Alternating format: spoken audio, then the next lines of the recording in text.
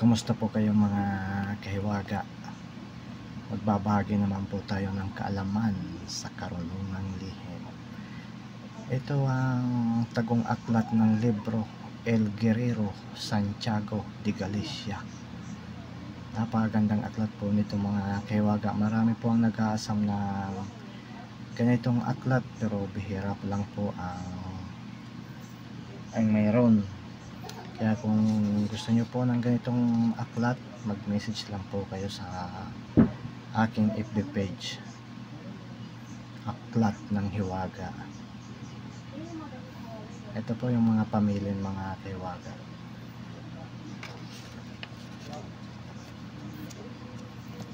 Tingnan nyo pong mabuti.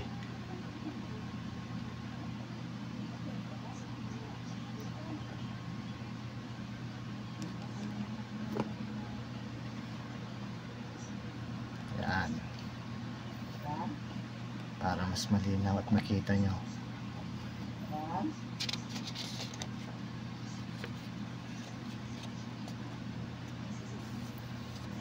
Ito po yung General Devotion.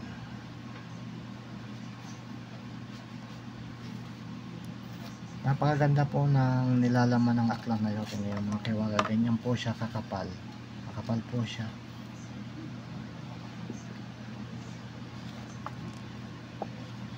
Halos maliit lang po siya.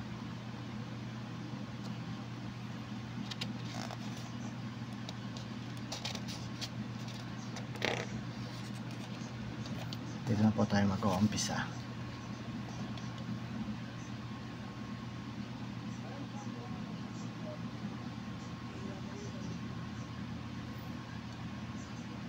Napakaganda po ng nilalaman ng aklat na ito kay Santiago.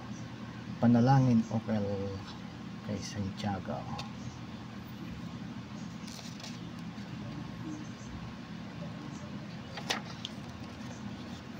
Yan po.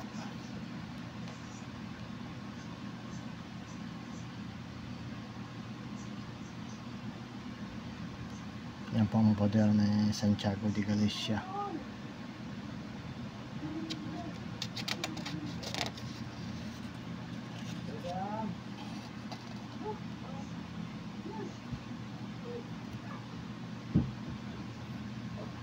Sundan nyo lang po yung General Devotion. Napakaganda pong gamitin ito. Binahagi po natin ng libre para sa mga kapatid natin na nag-aasam na matuto sa lihim na karunungan.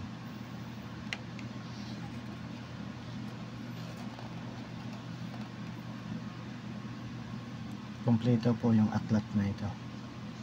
Tsaka talagang magagamit nyo po. Yan po ang ama namin, Pater Noster, sumasampalataya credo, Abaginong Maria o Ave Maria. Ito po yung mga Latin.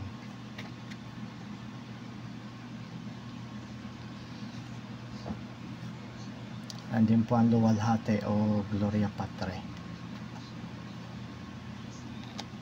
Ito yung mas magandang gamitin po yung Latin ng mga panalangin.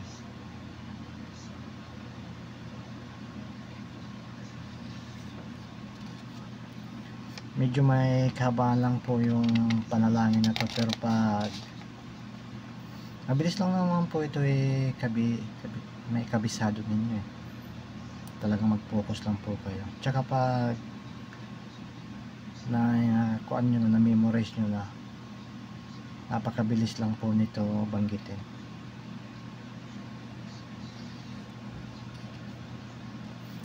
Ayan po ang balabal ng Ama. Magandang gamitin yan. Balabal ni Jesus. Kasi yan sa mga ginagamit ko mga kahiwaga.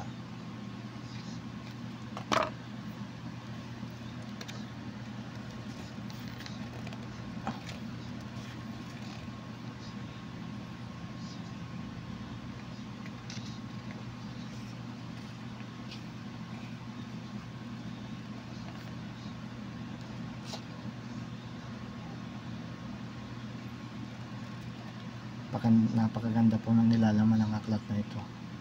Kaya talagang papakinabangan nyo, magagamit sa oras ng pangangailangan. Balabal ng Birheng Maria, balabal ng proteksyon, balabal ng mga balabal, bakod para hindi tabla ng kulam.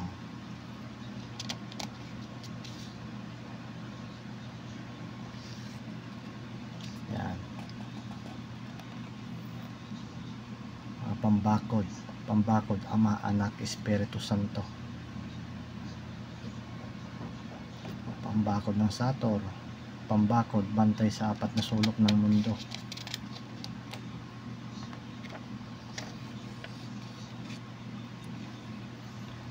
Yan, mga pambakod ng apat na haligi ng Ebanghelista ng mundo. Pambakod, iwas diskomunyon. Pambakod, bantay bago matulog. Napakalaga po ng aklat na ito sa pagpapalakas para hindi tayo tabla ng kulam, barang, kung ano-ano pa dyan na bato ng kaliwa ay kaya natin masalag dahil sa mga pambakod na nandito sa aklat na ito. Bakod ng mga bakod.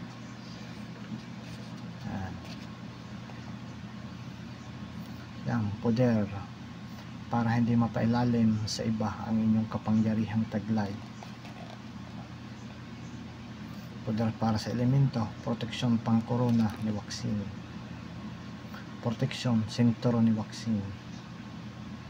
Yung mga orasyon po nito ay nandito po sa kay Santiago, nandito po sa gitna na po yung mga yan, revuelta automatic. Pag ginawan ka ng masama gamit ang spiritual na atake, tatangkain kang tigalpuhin, biberahin ng hangin, palipad hangin. Yan po ang mga pangontra, mga kahiwaga.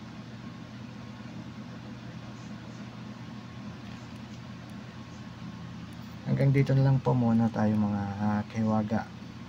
Simula lang po ito ng ating bagong mga upload. Baka mas marami na tayong may upload ngayon kasi